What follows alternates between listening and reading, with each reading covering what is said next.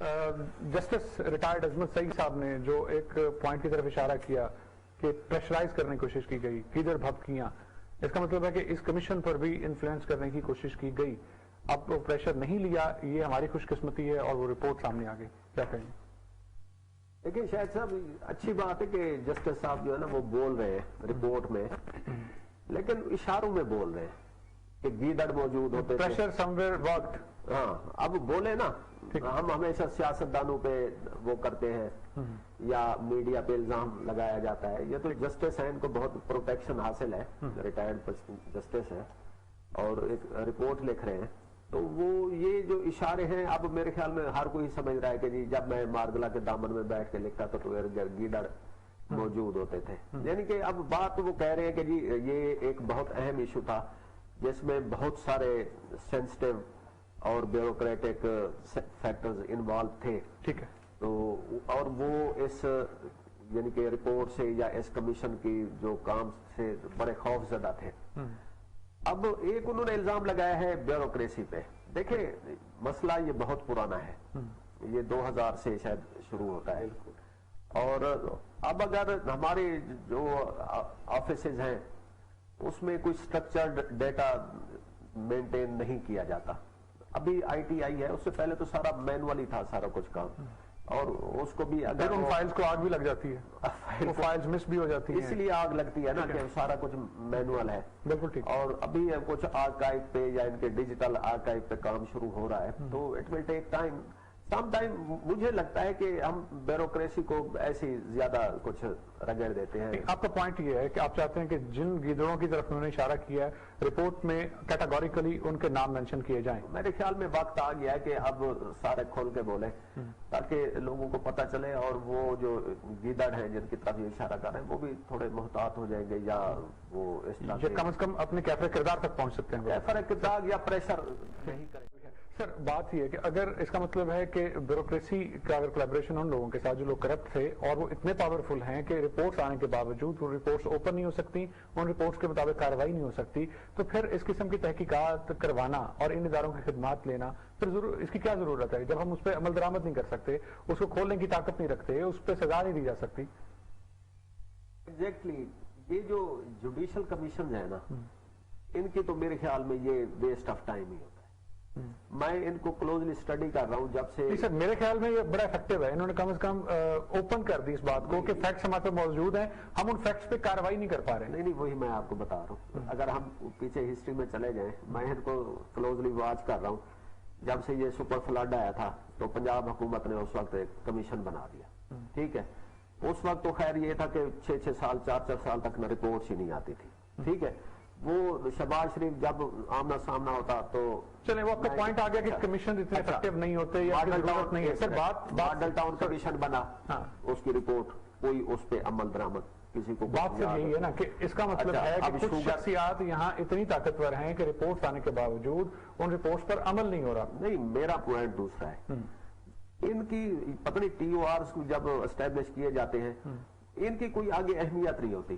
اب یہ کمیشن یہ بنا ہے نا، یا پیچھے شوگر وہ اس کا کمیشن، یعنی یہ بطور ایویڈنس پیش نہیں کی جا سکتی. وہ جاتے ہیں نیب کے پاس، ایف آئی اے کے پاس، وہ پھر اپنے 0 پوائنٹ سے کام شروع کرتے ہیں. ٹھیک ہے، اس کو وہ پھر اپنے ان تحقیقات کو کنسیڈر نہیں کیا جاتا. ہاں کنسیڈر نہیں کیا جاتا. آئیڈینٹیفائی کر لیں آدمی بھی، اور ان کے خلاف اس گورنمنٹ نے باقاعدہ اعلان کیا کہ ان کے خلاف کارروائی ہوگی. ٹھیک ہے، یہ تو نہیں انہوں نے بہت اچھا. اگر کمیشن کی ریکمنڈیشنز کریڈیبل نہیں ہے یا کاؤنٹیبل نہیں ہوتی تو پھر وہ کمیشنز بنانے کی وہی آپ یہ بات پھر وہ جو ہے نا نیب کے اور ایف آئی اے کے اس کے کورٹ میں چلی جاتی ہے بات. وہ پھر دوبارہ سے وہی کام. اچھا تو پھر بھائی آپ شروع سے ہی انہی کو دے دے کام، یا پھر اس کے ٹی او آرز میں کوئی ایسی چیز ڈالے کہ اس کی آگے جو کرمنل پروسیجر ہوتی ہے اس میں اس کی اہمیت ہو بطور ایویڈنس. آپ کو یاد ہوگا یہ جو پناما کمیشن بنا تھا بہت وہ ہوا تھا. ٹھیک ہے، اس پہ کیا ہوا، وہ دوبارہ سے وہ ابھی پھر وہ نیب نے کیس اس کو اسٹیبلش کیا، لڑا، اور اس کے بعد سارا کچھ ہوا ہے. تو یہ جب ہم کمیشن بنا رہے ہیں سم ٹائم یہ تو ٹائم بائنگ وہ ہوتا ہے. جو ہی ماڈل ٹاؤن کا فائرنگ ہوئی 13-14 بندے مر گئے تھے، वो शाम को सर फिर हर कुछ 5 साल बाद जो गवर्नमेंट आई उसको फिर एनआरओ कर लेना चाहिए, नेशनल रिकंसिलिएशन जो हो गया उसको दफन करें और फिर आगे चलना शुरू करें, वो जो उसके ऊपर कुछ हो ही नहीं सकता। आपका वो पॉइंट वैलिड है कि वो ब्यूरोक्रेसी जो है वो उनको शेल्टर उनकी हासिल होती है और वो उनके कहने पे उस वक्त बड़े से बड़ा कदम भी उठा लेते हैं, बड़ी से बड़ी चीज भी। अब मौसमी साहब के उन्होंने कहा इल्जामात भी मेरे पास पहुंच चुके हैं और उन पे तहकीकात भी हो चुकी हैं, लेकिन उन्होंने उसको कमीशन का हिस्सा नहीं बनाया। इसका मतलब है कि वो कुछ और भी आगे एक्सपोज कर रहे हैं। ये जस्टिस साहब ने ना बहुत ये यहाँ पे उन्होंने आके ना ये कमीशन की हकीकत को खोला है कि भाई इनके पास वो तहकीकात की वो नहीं थी, वो उन्होंने जस्ट वो एस्टेब्लिश करना था कि ये जो इनको रकूम की अदायगी की गई है।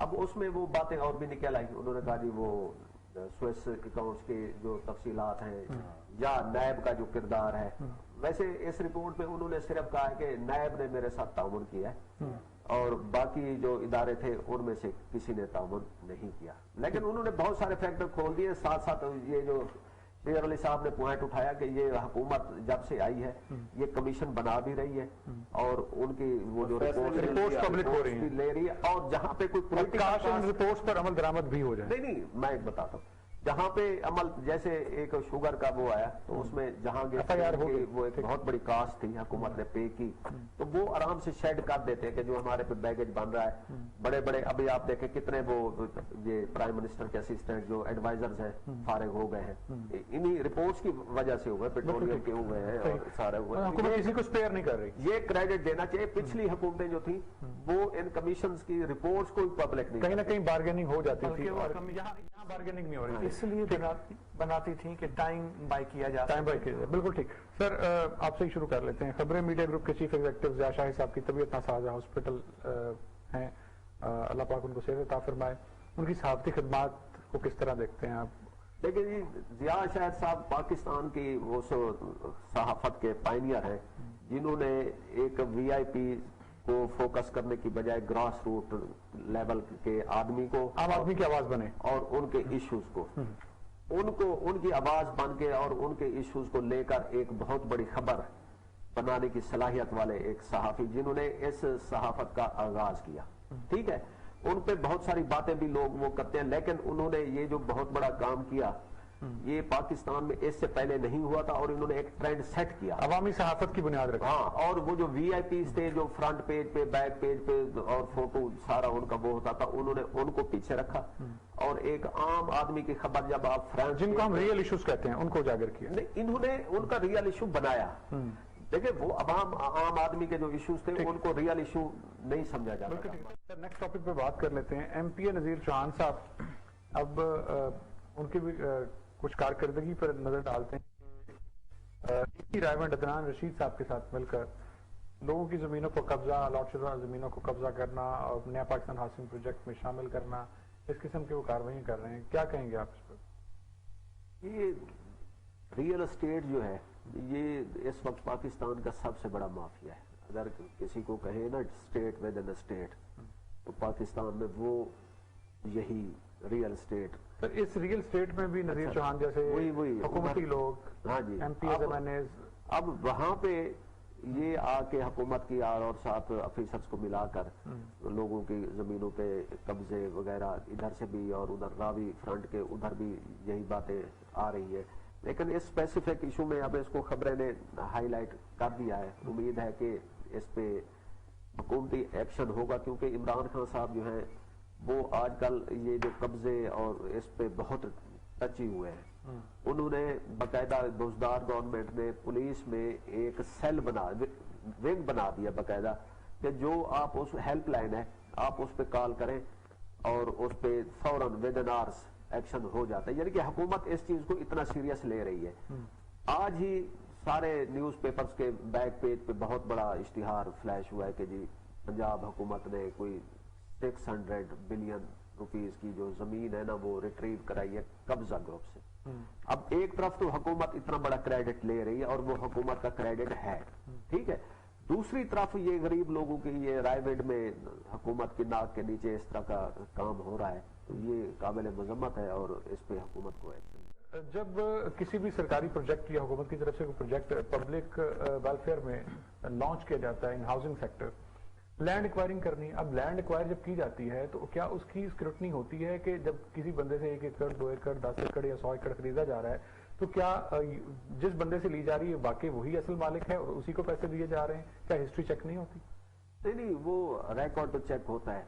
इसमें जो इशू आ रहा है कि ये पाकिस्तान हाउसिंग प्रोजेक्ट में एक पूरी स्कीम आ रही है और ये समटाइम हो जाता है, जैसे रावी रिवर फ्रंट है, तो उसमें अब इशू ये होता है कि इनको हुकूमत जो है ना वो कोई गवर्नमेंट रेट्स ऑफर करती है जो कि वो मार्केट प्राइस से बहुत नीचे होते हैं। ठीक है, वहां पे आके इशू बनता है, वरना जो दूसरी कोई प्राइवेट स्कीम्स हैं वो जब जाके लैंड एक्वायर करती है, लोगों से बात करती हैं, तो उनको ऐसे लिक्विडेटिव रेट्स देते हैं कि वो लोग खुद ब खुद तैयार हो जाते हैं। यहाँ पे जब वो जिस तरफ आप इशारा कर रहे हैं, अगर एक प्राइवेट स्कीम ऑनर है वो तो बेच चुका, प्लॉट मेरे जैसे आप जैसे बंदे ने किस्तों पे कम पैसों पे किसी तरह लिए होते हैं, अब जब उन लोगों को की जमीन पर उनके प्लॉट्स पर 3 मरले 5 मरले के प्लॉट्स पर कब्जा हो जाएगा, वो कैसे रिकवर कर सकते हैं? हाँ, यही मैं बता रहा था। तो ताकतवर आदमी तो शायद कोई कंपनसेशन, ये आउटडेटेड रूल्स होते हैं, वो उसकी आड़ लेकर लोगों की बड़ी कीमती से कीमती और उनकी सारी जिंदगी का सासा वही घर होता है या वही 3 मरले का प्लॉट है, बिल्कुल आपने 10 लाख में ले लिया तो हुकूमत उसका 50,000 पे मरला रेट निकालती है, वो कहते हैं 1.5 लाख आप ले लें। हाँ, इसमें बुजदार हुकूमत को चाहिए कि ये जो शहबाज शरीफ गवर्नमेंट का मॉडल है कि जब वो ऑरेंज लाइन वो बना रहे थे तो बिल्कुल शहर के वो डाउन टाउन से गुजरे तो वो लोग चीखने लग गए कि भाई हुकूमत का रेट तो कुछ भी नहीं होता, 10 लाख रुपए मरला, 20 लाख रुपए मरला। तो फिर उन्होंने उसको थोड़ा फ्लेक्सिबल किया, उन्होंने कहा कि जी 1 मरले पे अगर 3 मंजिला मकान बना हुआ है तो हम उसको 3 मरला कंसीडर करेंगे और उसकी जो प्राइस है वो 50 लाख से लेकर 1 करोड़ तक ले गए 1 मरला की। ठीक है, तो रूल्स फ्लेक्सिबल हो सकते हैं, आप लोगों से बात करें, उनके किसी के घर की छत न छीने, ऐसा उनको रेट दें कि वो लोग हंसी खुशी वो करने लग गए। ये भी पब्लिक जब ये स्कीम बनी रही है उन लोगों के लिए जो कि कम आमदनी वाले हैं और उन्हीं लोगों के प्लॉट पे कब्जा होता है, फिर उन्हीं लोगों को मिल जानी है और फिर उन्हीं से किस्तें भी ली जानी है। सर ये अच्छा, नेक्स्ट टॉपिक की तरफ बढ़ते हैं। शहजाद अकबर साहब, सर जो ओपोजिशन तहरीक है PDM, उसकी नाकामी, उसकी तबाही का क्रेडिट हुकूमत को नहीं देना चाह रहे, खुद नहीं लेना चाह रहे। वो कहते हैं जी ये मरियम साहब है, उनकी ना तजुर्बाकारी है कि उन्होंने सत्यानाश कर दिया ना सिर्फ अपनी पार्टी का बल्कि जो लोग उनके साथ जुड़े थे सबका सत्यानाश हो गया। देखिए, इसका क्रेडिट तो PDM की जो जमातें हैं उसमें जो 2 धड़े बने हैं वो भी शायद मरियम को ही दे रहे हैं। बिल्कुल ठीक है, उनकी पॉलिसीज की वजह से और जो डेडलॉक क्रिएट किया गया अचानक इस्तीफा के इशू पे और पीपल्स पार्टी को कार्नर कर दिया गया। और मजे की बात यह है इसमें हुकूमत को कोई एफर्ट नहीं करनी पड़ी कि वो जाएं पीपल्स पार्टी के पास कोई उनको डील ऑफर करें या फजलुर रहमान साहब पे कोई काम करें या PMLN में किसी फैक्शन पे काम करें, कुछ नहीं करना पड़ा। वो एक ऐसा जिद पे बात आई कि जी लॉन्ग मार्च करना है, लॉन्ग मार्च की तैयारियां शुरू हो गई हैं, कराची से लॉन्ग मार्च शुरू होना है और उधर एक पार्टी वो तैयारियां कर रही है, पंजाब में भी तैयारियां हो रही हैं, लेकिन अचानक आया कि नहीं जी जब तक हम इस्तीफा नहीं देंगे तब तक वो लॉन्ग मार्च नहीं होगा। और लॉन्ग मार्च आप इस्तीफा नहीं दे रहे तो इसका मतलब है कि आपकी हुकूमत के साथ डील हो गई है और डील का अब हमारे रास्ते जुदा हैं, आप सरकारी अपोजिशन है। यानी कि ऐसा उन्होंने वो अब साथ साथ कराची में वो जिमनी इलेक्शन हो रहा है, उसके लिए पीपल्स पार्टी से मदद भी मांगी जा रही है। तो ये कुछ सर्कस बनी है जो शहजाद अकबर साहब हालांकि वो जब बैठते हैं तो वो मोस्टली क्या मनी लॉन्ड्रिंग और FIR रिलेटेड चीजें बोल रहे होते हैं, लेकिन उनको भी ये मौका मिल गया कि जी अब तो हुकूमत जो है ना सियासत पे भी तबसरा कर लें। अच्छा सर, मरियम नवाज साहिबा की खामोशी भी कहते हैं जुबानी, इसका मतलब कि जज्बात, अभी जो कंक्लूजन शायद ये निकल रहा है कि जो उनकी जज्बाती सियासत थी, टकराव की सियासत थी, ये शायद उनकी सियासी नापुख्तगी की जिसने इतना डैमेज किया ना सिर्फ उनकी अपनी जात को, उनकी अपनी पॉलिटिकल पार्टी को, खानदानी सतह पे और फिर PDM एक प्लेटफॉर्म को। अब सारा इल्जाम उन्हीं पे ना डालें। उन्होंने PDM के जब शुरू लॉन्च हुई है सितंबर से लेकर ये मार्च तक, मार्च के सेनेट इलेक्शन जो उनके ट्वीट्स को अहमियत दी जाती है और जो उनके ट्वीट्स में एक लाइन ली गई अगेंस्ट पीपल्स पार्टी और उनको उन्होंने सिलेक्टिव कह दिया, वही मैं कह रहा हूँ कि सितंबर से लेकर मार्च ये सेनेट इलेक्शन तक उन्होंने मतलब वो टॉलरेट नहीं कर रही, जरा सी भी डेविएशन को टॉलरेट नहीं कर रही। ठीक, उन्होंने वो की और बाकी सारा हम इल्जाम उन्हीं पे दे दें। वो तो वो जो उनके वाले साहब लंदन में बैठे हुए हैं उन्हीं की सारी सियासत और सारी लाइन چلتی ہے اور وہ یہاں پہ ان کا جو میسج ہے ان کو ڈیلیور کرتی ہیں، جو کہ شہباز یعنی سر شریف اگر صاحب P D M Maryam Nawaz صاحبہ کے بیانیے کو ڈسآن کر رہی ہے، اس کا مطلب وہ میاں صاحب کے بیانیے کو ڈسآن کر رہی ہے؟ نہیں، پی ڈی ایم دیکھیں، پی ڈی ایم کو اب یہ انہی کو تو نام عمان ہے نا، پی ڈی ایم میں تو اب 2 گروپ پل کے سامنے سر جو گروپ بنا اس کا مطلب کچھ لوگ تھے جو اس بیانیے کے خلاف ہیں، جس کو ڈسآن کر رہے ہیں۔ نہیں، پی ڈی ایم میں دیکھ لینا، ایک طرف پیپلز پارٹی ہے جس کی سیٹس تھی نیشنل اسمبلی میں، پیپلز پارٹی کے ساتھ اے این پی چلی گئی، ٹھیک ہے، جے یو آئی ہوا میں چلی گئی، یعنی وہ 50% ادھر ہے 50% ادھر ہے، ٹھیک ہے، اور باقی جو جماعتیں وہ مائنر ہیں ان کی اصل میں یہ مریم کا جو ایشو ہے یہ ود ان فیملی ہے کہ وہ شہباز شریف صاحب اور حمزہ شہباز صاحب وہ اتنا بیگیج یا وہ جو ان کی لائن ہے وہ لے کے آگے نہیں آنا چاہتے، تو اس کے لیے وہ پھر انہوں نے مریم کو یہ ذمہ داری دی ہوئی ہے میاں صاحب کی۔ میاں صاحب اس وقت سیف بیٹھے ہیں، لندن میں بیٹھ کے تقریریں کریں جو کریں، الطاف حسین صاحب بھی یہی کرتے تھے، ان کا نام ٹی وی پہ لینا چاہیے کہ نہیں، لیکن وہ ایگزیکٹلی وہی لائن آ رہی ہے، اب وہ ادھر سے بیٹھ کے بندہ جو سر اگر وہ لائن عوام نے ریجیکٹ کی ہے تو پھر یہ لائن بھی ریجیکٹ ہوتی نظر آئے گی، اوبیسلی اس کا پھر اثر ہے کہ ان کے پیچھے عوام نہیں نکلی اس طرح سے۔ سر احسن اقبال صاحب کہتے ہیں کچھ اوبیسلی جو ان میں بھی سنجیدہ لوگ ہیں وہ سنجیدہ ایشوز کی طرف اشارہ ضرور کرتے ہیں، وہ کہتے ہیں حکومت کے پاس معاشی ٹیم ہے ہی نہیں، 3 سال گزرنے کے بعد اب یہ وزیر خزانہ کی تلاش کر رہے ہیں اور معیشت خطرے میں۔ جب آپ بار بار اپنے وزراء تبدیل کریں گے، خاص کر خزانہ کے، یا آپ کے پاس کوئی ٹیم، یہ تاثر آ رہا ہے، لیکن اوورآل اب آپ اتنے کرونا سے باہر نکل رہے ہیں، آپ کی ایکسپورٹس جو ہیں وہ بڑھ رہی ہیں۔ آج کا ہی فگر تھا کہ یہ جو منتھ ہے یہ مارچ، یہ ہائیسٹ منتھ کیا ہے آفٹر 10 ایئرس، کہ جس میں ایک سنگل منتھ میں ایکسپورٹس جو ہے نا وہ ہائیسٹ لیول پہ گئی ہے $2.43 بلین پہ، ٹھیک ہے۔ تو اب یہ انڈیکیٹرز خاص کر جب پوری دنیا کی اکانومی بیٹھ گئی ہے اس میں یہ ایک حکومت ہے جس نے کرونا ٹیم بھی تو اسٹیبل چاہیے نا پھر اب اس موقع پہ، یہ تاثر لے کر چل سکے۔ نہیں ایگزیکٹلی وہ تاثر ان کا یہ جو بات کر رہے ہیں یہ بالکل ٹھیک ہے کہ آپ بار بار ٹیم چینج کر رہے ہیں، لیکن اس ٹیم آپ پیچھے وہ ہسٹری بھی تو دیکھیں، وہ پچھلی حکومت کہتی ہے کہ ہم 5.43 یا 5.67 پہ جو وہ پرسنٹ ہمارا جی ڈی پی گروتھ کر، لیکن وہ 2018 میں 0 پہ آ جاتا ہے۔ وہ سسٹینیبلٹی کیا تھی؟ وہ ببل آپ کریٹ کر کے اور ملک کو وہ آرٹیفیشل، ہاں جی۔ تو اب حکومت پہ تنقید آج کل اس فرنٹ پہ تو ہو رہی ہے، کچھ جائز بھی ہے، خاص کر انفلیشن کے حوالے سے ہے، لوگ لیکن آپ کہہ رہے ہیں کہ جو اب حکومت کی طرف سے ڈیولپمنٹ ہو رہی ہے اکنامک سیکٹر وہ اب کانکریٹ ہے، اب وہ ببل نہیں ہے، آرٹیفیشل۔ یہ حکومت لائن لے رہی ہے، عوام جو ہے نا وہ شارٹ ٹرم سولوشن چاہتے ہیں، حکومت جو ہے نا وہ لانگ ٹرم سولوشن کی بات کر رہی ہے۔ ان کو چاہیے کہ ریپڈ فائرنگ کریں،